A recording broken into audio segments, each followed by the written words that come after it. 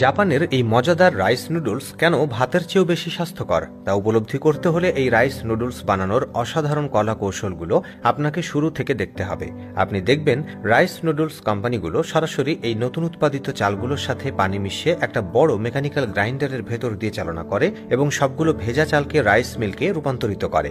এরপর ভারী কাপড়ের বস্তার ভেতরে এই রাইস মিল্কগুলোকে ঢুকিয়ে উপর দিয়ে কৃত্রিম চাপের সৃষ্টি করা হয় এবং এই অবস্থায় 2 থেকে 3 দিন রেখে দেওয়া হয়, যার ফলে ধীরে ধীরে সবগুলো পানি এই রাইস মিল্ক থেকে বের হয়ে গিয়ে শুধুমাত্র চালের মণ্ড তৈরি হয়। এবার এই শুকনো চালের মণ্ডকে আরেকটা মেকানিক্যাল প্রেসিং মেশিনের মধ্যে তীব্র চাপ দিয়ে কিউব আকারের মাঝারি সাইজের টুকরোতে রূপান্তরিত করা হয়, যে মণ্ডগুলোকে অন্য আর একটা স্টিম রুমে রেখে দীর্ঘক্ষণ ভাপ দেওয়ার ফলে সেগুলো বেশ শক্ত হয়ে যায়। পুনরায় সেই শক্ত মণ্ডগুলোকে আরেকটা মেকানিক্যাল মেশিনের মাধ্যমে ভেঙে চূর্ণ করা হয়, যা স্বয়ংক্রিয় রোলিং মেশিনের মাধ্যমে রাইস কার্পেটে রূপান্তর করা হয়। প্রিয় দর্শক, আপনাদের জানিয়ে রাখি, রাইস নুডলসের সবচেয়ে গুরুত্বপূর্ণ উপাদান কিন্তু এই রাইস কার্পেট, যে রাইস কার্পেটকে রোল করে আরেকটা প্রেসিং মেশিনের মাধ্যমে তীব্র চাপ দিয়ে কাঙ্ক্ষিত স্বচ্ছ চকচকে রাইস নুডলস তৈরি করা হয়।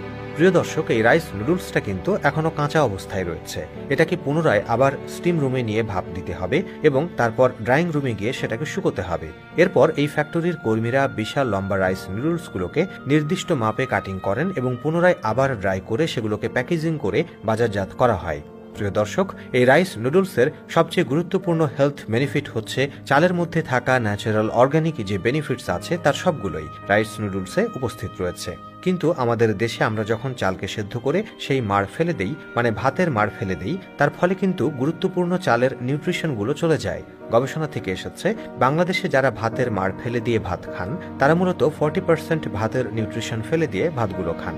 তাই ফুড নিউট্রিশনিস্টদের পরামর্শ হচ্ছে রাইস কুকারে রান্না করা ভাত খাবেন, তাহলে আপনি চালের সবগুলো পুষ্টি উপাদান পেয়ে যাবেন। ভালো হয় মিনিকেট চাল না খেয়ে পূর্ণাঙ্গ বড় চালটাই যদি রান্না করে খেতে পারেন।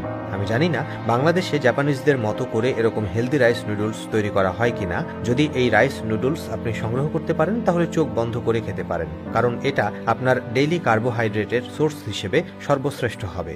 আর হ্যাঁ, আপনি জাপানিজ স্ট্রিট ফুডগুলোর দোকানগুলোতেও দেখতে পারবেন সেদ্ধ পানির মধ্যে তারা রাইস নুডলস ছেড়ে দিচ্ছে, সাথে কিছু ফ্রেশ ভেজিটেবল দিচ্ছে। অতঃপর সেই রাইস নুডলস এবং সেদ্ধ সবজি একটা বাটিতে রেখে সেখানে ভেজিটেবল স্যুপ, চিকেন, ফিশ সহ বিভিন্ন ধরনের উপাদান মিশিয়ে চমৎকার স্বাস্থ্যকর সুস্বাদু খাবার তৈরি করছে।